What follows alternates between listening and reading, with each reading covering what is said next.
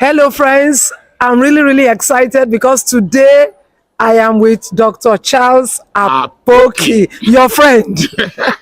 I came to see him in Ughelli where he has this magnificent, in fact, I don't know how to describe this kind of thing I have seen. And I am amazed. And he kept telling me that his wife was instrumental. So I said I must do a video to ask him just one question. Okay. As a man, Yes, ma'am. how do you handle it when you have an energetic, enterprising, pushy wife who wants to just do everything? How do you handle it? The first principle is to realize that she is a human being. Number two, she is a female son of God. Number three, she has her own dreams and potentials. And she was married to you to enable you actualize who you are supposed to be. And so her strength is to potentiate your own strength. So you must use the Lapidot principle. What's that? Lapidot was the husband of Deborah. Okay. Deborah was a prophet in the Old Testament. She was a leader. She was an adjudicator. And she was a warrior. And part of the Bible says that when men were afraid to walk the streets, Deborah arose as a mother in Israel. So what men were afraid of doing, Deborah was not afraid when men were afraid. So even in Bible times, there were strong women who stood out in their own time. Yeah. Strong women. And there was one woman when Bikri or somebody invaded the city. He told the people that they should keep quiet, that he will solve it. And she came back with the head of the man. How did she actualize beheading a terrorist? There was another one when they were climbing a tower. I think Abimelech or somebody was pursuing them. She carried a grinding stone. And threw it down. And not true. Aimed intentionally and cracked the skull of the tyrant. So in biblical times, there have been strong women. African history, there have been strong women. We had Queen Nziga of Angola. Queen Nziga of Angola studied Portuguese. The father taught her how to fight, military strategy. And the brother sent her to go and negotiate with the Portuguese leadership in Luanda. And she got there. The man refused to give her seat to sit. She commanded one of her soldiers to squat, and she sat on a man. Wow. She sat on a man and said, look, I'm sitting on a man like you.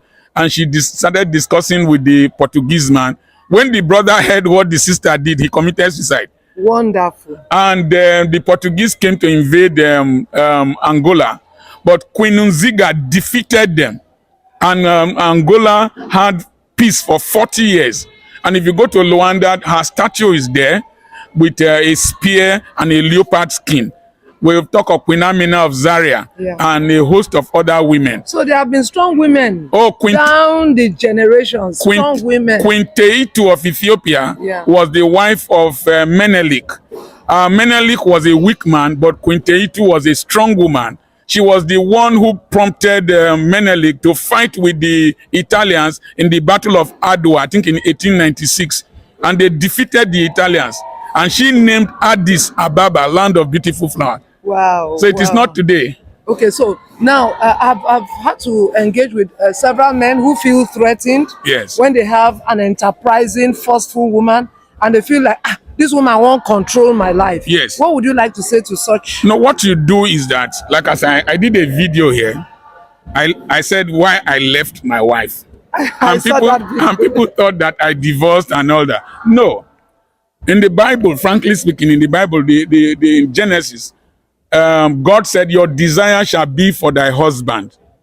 The real interpretation is that your desire is to rule over your husband, but he will rule over thee.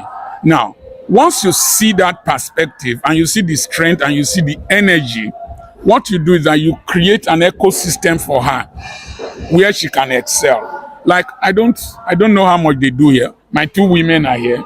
My daughter, three women, my daughter, my granddaughter. Three generations. Yes, of and women. then my wife. So I don't know what they do here. This building was built by her.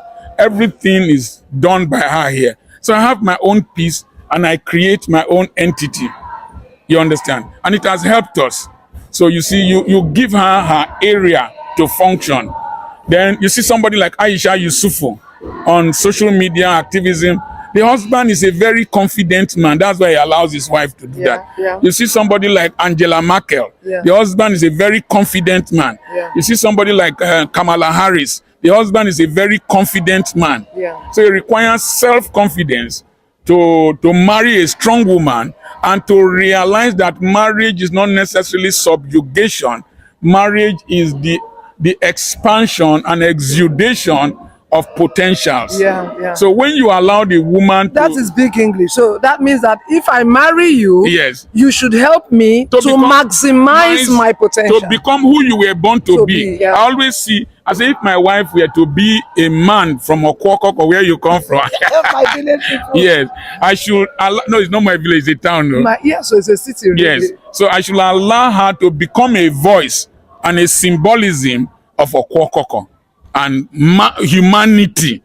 So, but there are key roles. I can't get pregnant, she will get pregnant. Yeah. I can't breastfeed, she will breastfeed. But in those days, when she wants to go for convention, she leaves children for me. So I learned how to change napkins in those days, prepare baby meals, carry babies on my. I'm trying now. You know, I was too troublesome as a young man, so I'm compensating. So you allow her to become who she's supposed to become. And you see, they respect you more.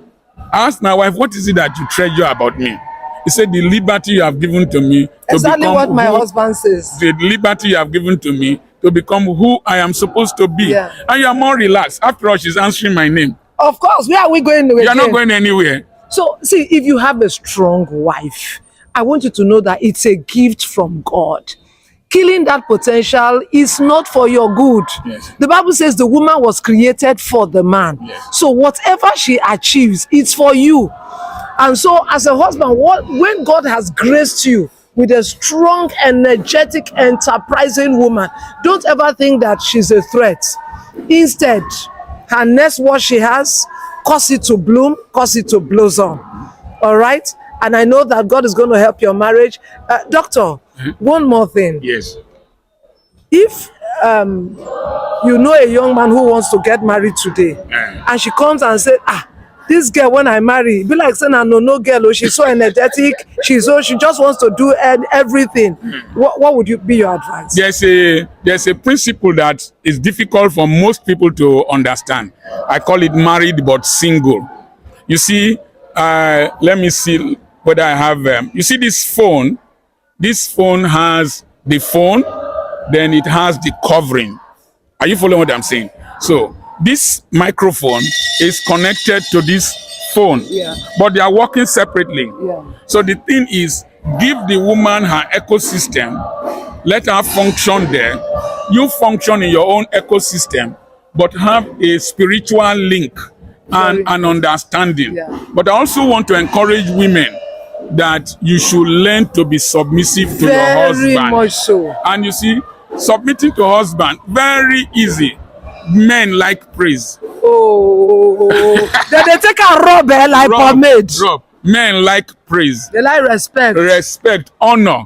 Then when you give them that, they are satisfied. They are not threatened. Number two, men will not want to be replaced by another person or another thing. They are your first babies in the real sense. Pay attention to them. Don't let whatever you are doing deprive them of their time. Then that common area of functionality, men like to go to Jerusalem. We are speaking in coded language now. They like to go to Mount Olive. Mount Olive. Allow them. Yes, so let them come as frequently as they want. As frequently. Somebody will say, whether is it food, it is more than food for us. We will prefer that all our teeth fall off, but let us be going to Jerusalem. Sisters, are you listening? That Jerusalem. Don't say, I'm trying to achieve, I'm trying to achieve. No. In fact, it's so serious that Apostle Paul said, don't even allow fasting. So that the devil will not enter this matter. Are you hearing? So please don't say you are trying to achieve Thank God you are helping me, because when I say, they say it's because I'm a man. No, it's the absolute truth. Leave the gate of Jerusalem open. And the man will come, I will enter her gates with thanksgiving. The Bible says the gates will never be closed, day nor night. Yes. Okay, so thank you so much, Doctor. And you are always such a blessing. Thank you, man. God bless you. You gave me a good wife, and I must stay back. In fact, I fear you make you not take my wife from me. I will not try it. All right. With what you don't do, I will not try it. I'm your friend, Charles, Dr. Charles Apoki. God bless you.